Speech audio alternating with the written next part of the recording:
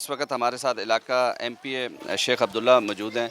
शेख साहब, लोगों के मसाइल आपने सुने, देखे भी, क्या वजह है इनके मसाइल हल क्यों नहीं हो पा रहे? अस्सलाम वालेकुम। ये यहाँ के जो मसाइल हैं ये हमारे इल्म में हैं और गुज़िश्ता समझे 15 साल से जो है ये मुस्तकिल इसी तरीके से ये मसाइल मौजूद हैं और इसका कोई हल नहीं निकल रहा, क्योंकि गवर्नमेंट पाकिस्तान पीपल्स पार्टी की है सूबे में और वो इसको शायद हल करना ही नहीं चाहती। अभी लास्ट टाइम जो हमारे यहाँ से एमपीए थे बासित भाई, उन्होंने स्कीमें बना के दी, यूसुफ गोट की स्पेशली स्कीम बना के दी कि यहाँ पे सेवरेज का सिस्टम डाला जाए, पानी की लाइनें डाली जाएँ, फुटपाथ कुछ बना दिए जाएँ इंक्रोचमेंट ख़त्म करके, और जो इनके घरों के आगे जो मसाइल हैं ये हल किए जाएँ। तो 50 करोड़ रुपए की स्कीम जो है अप्रूव हुई और उसके अंदर ये हुआ कि एक पार्शल पेमेंट पिछले जुलाई में आई, तो उसमें से भी कुछ रकम ही आई, बाकी तो मेरा ख्याल है आगे खुर्द-बुर्द हो गई है, क्या हुआ उसका। लेकिन जो आई रकम उसमें भी थोड़ा-सा काम करा के उन्होंने कहा जो नेक्स्ट अब पेमेंट आएगी उसमें हम काम करेंगे। लेकिन बदकिस्मती से आज तक वो रिलीज़ हुए नहीं हुई स्कीमें, उसके पैसे आए नहीं आए, कुछ पता नहीं चल रहा। और उसमें ये यूसुफ गोट के मसाइल जो है सर-ए-फ़हरिस्त हैं, यारू गोट के मसाइल सर-ए-फ़हरिस्त हैं। ये आपने देख लिया होगा कि किस तरह के यहाँ पे लोग रह रहे हैं, किस तरीके से ज़िंदगी बसर कर। सरजानी के हवाले से बताएं, सरजानी की आबादी कितनी है, कौन कौन से इलाके हैं और यहाँ क्या क्या मसाइल हैं जो लोग आपके पास शिकायत लेके आते हैं? सरजानी के सेक्टर हैं, 15 सेक्टर हैं सरजानी के, जिसमें से 7 आबाद हैं मुकम्मल तौर पे। उसके अलावा भी आगे सेक्टर 10 और सेक्टर 10 का 5 भी, ये सब आबाद होता चला जा रहा है, लेकिन वहाँ पे भी कोई सिस्टम नहीं है। 7 तक तो सेवरेज का और पानी का सिस्टम केडीए ने जैसा भी टूटा-फूटा डाला हुआ है। उसको डाले हुए भी अब गुज़िश्ता 20 साल तकरीबन हो रहे हैं कि वो मुस्तफ़ा कमाल भाई की जो मेयरशिप का टाइम था उसके अंदर वो डला था, परवेज़ मुशर्रफ साहब की हुकूमत थी तो उसमें कुछ थोड़ा बहुत काम हुआ था। उसके बाद फिर यहाँ पे कोई काम नहीं हुआ। हाँ, जहांगीर आफ्ताब साहब ने एक रोड बनाया था जिससे अभी हम निकल के आए, वो रोड एक वाहिद रोड उन्होंने बनाया था जिसपे उस वक्त भी 60 करोड़ रुपए के करीब तकरीबन फ़ंड आया था। तो ये सरजानी उसी तरह से बदहाल रहा और अभी भी बदहाल है। इसके जो मसाइल हैं बेसिक वो ये है कि केडीए की स्कीम थी 41, और इसको केडीए ने लुक आफ्टर नहीं किया जिस तरह उसे करना चाहिए था। उसके बजाय उन्होंने इसको छोड़ दिया लैंड माफिया के रहमो करम पे, और लैंड माफिया ने इसको जिस तरीके से बेदर्दी से नोचा खसूटा है, और जहाँ जहाँ उनका बस चला उन्होंने इसके ऊपर इंक्रोचमेंट करके और अपने कहीं 60 गज़ के, कहीं 80 गज़ के, कहीं 100 गज़ के उन्होंने प्लॉट काटे और लोगों को दे दिए। आबादी बेहंगम बेतरतीब बढ़ती जा रही है, जी। ठीक है? आपका कहने का मकसद है कोई प्लानिंग नहीं की गई यहाँ आबादी के लिहाज से? नहीं, जो प्लानिंग थी वो फेल हो गई ना। केडीए ने जो प्लानिंग की थी वो तो बहुत अच्छी प्लानिंग की थी, स्कूल थे, कॉलेज, यहाँ पे पार्क थे, सारी चीज़ें मौजूद थी, तमाम फैसिलिटीज़ थी। जब ये लैंड माफिया ने इसको आके बेहंगम तरीके से बसाना शुरू किया तो उसको केडीए ने रोका नहीं, किसी भी अथॉरिटी ने नहीं रोका और आज भी नहीं रोक रहे, जबकि हम हर वक्त इसी मसले पे सबसे ज़्यादा आवाज़ उठाते हैं कि यहाँ पे जो इंक्रोचमेंट हो रही है, जो कब्ज़ा हो रहा है, इसको रोका जाए किसी तरीके से। जो अलाटीज़ हैं उनको बुला करके उनके प्लॉट दिए जाए। अलाटीज़ धक्के खाते रहते हैं, सुबह से शाम तक यहाँ पे कंप्लेन है, थाने के अंदर, डीआईजी ऑफिस में, या कहीं पे भी वो जाते हैं बेचारे, डीसी ऑफिस में धक्का खा के आते हैं, एमपी हमारे ऑफिस में, और आकर के अपनी कंप्लेन देते हैं। लेकिन हमारी ये अथॉरिटी नहीं है कि हम उनका कब्ज़ा खाली करा के दें, ये तो पुलिस या कोई फोर्स ही उनको खाली करा के दे सकती है।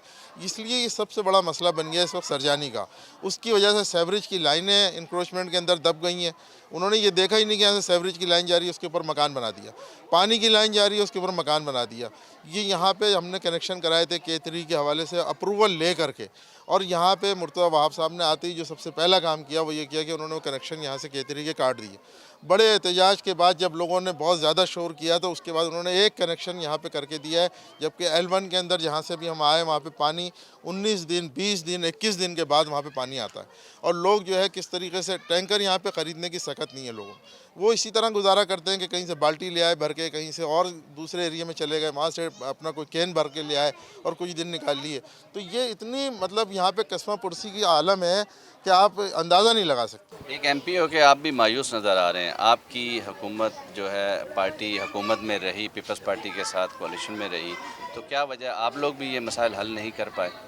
नहीं, कोलिशन पार्टनर ज़रूर रहे, लेकिन जब हम निकले तो सिर्फ इन्हीं वजूहात की वजह से निकले कि मसाइल हल नहीं हो रहे थे, मसाइल का कोई हल नज़र नहीं आ रहा था। मायूस हम बिल्कुल नहीं है, कतई नहीं है। इंशाअल्लाह ताला हम इसको करेंगे, अपने जो भी हमारी इस्तिताअत है उसके मुताबिक हम इसको कोशिश करेंगे।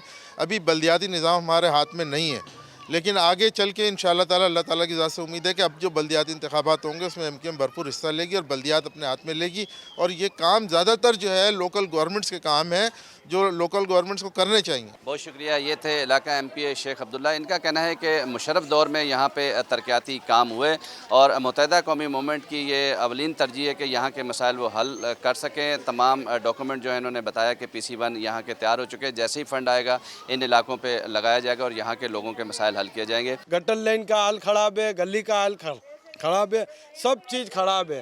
कोई चीज़ हमारा नहीं है, लाइट तो होती ही नहीं है। बिल इतने बड़े बड़े आज लेके आते जैसे हम लोग कारखाने चला रहे हैं। हमारी बहुत मट्टी पलित हो गई है। 30 साल हो गए हमारी गली नहीं बनी। बनी थी, आधी बनी है, जिसमें आधी पाइपलाइन डली, आधी नहीं डली। और ऊपर से ना यहाँ पे ना कोई फर्श है ना कुछ है। अपनी मदद आप करते हम लोग।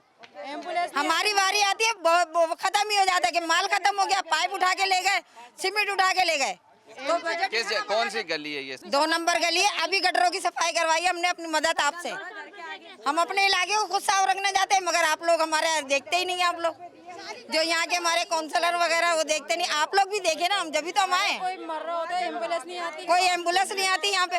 खुदाई करने में इसमें सारे पैसे ही लग जाते हैं। ये थोड़ी है कि यहाँ पे पानी बारिश आती है, सारा पानी उबल जाता है, घरों में घुस जाता है पानी। हमारे छोटे छोटे बच्चे हैं, छोटे छोटे बच्चे हैं, बीमार हो जाते हैं, वो मच्छर आते हैं। फिर घर के आगे सिर्फ गटर अब बताएं क्या कर सकते हैं। डैम खोल देते हैं, नाले खोल देते हैं, सारा खुदाइयाँ कर देते हैं, हम लोग परेशान हो जाते हैं। तो आप लोग कुछ कीजिए ना। आते जो हैं आपके सब, मुंतखब नुमाइंदे हैं यहाँ पे नहीं आते मसाइल हल करने के लिए? MPA MNA या टाउन नाज़िम या कोई नहीं आता सर, कोई नहीं आता। और अगर कोई आता है तो कहते बजट ही खत्म हो गया। अरे जब हमारी गली का 1-2 साल बाद नंबर आता, जब बजट खत्म हो जाता तो और गलियों में कोई बजट वाला खत्म नहीं होने वाला, सिर्फ हमारी गली का बजट खत्म होएगा। हम कब तक अपनी मदद करेंगे? हमारे पास पैसों के खजाने थोड़ी हैं। बीमार शिमार हो तो कोई रक्षा नहीं आ सकता, कोई टैक्सी नहीं आ सकती। ये देखे घर, देखो मलबे डाल डाल के गलियों का क्या हाल है। 1000 रुपए दिए, 3-4 घरों ने मिलकर फिर सफाई हुई है। कहाँ से लाएंगे भाई, हम गरीब बंदे। हर महीने का थोड़ी है ये, तो आप लोगों को सोचना चाहिए कि जब मदद कर रहे हैं तो सबकी एक साथ करें ना। हम अगर MK वालों के पास जाते हैं, वो बोलते हैं आप PP वालों के पास जाओ, आपकी गली PP वालों में लगती है। PP वालों के पास जाओ तो मुत्तहिदा वाले बोल देते हैं। अब किसके पास जाएं? सब टोपी पहना के निकल जाते हैं, सब टोपी पहनाते, कोई नहीं सुनता।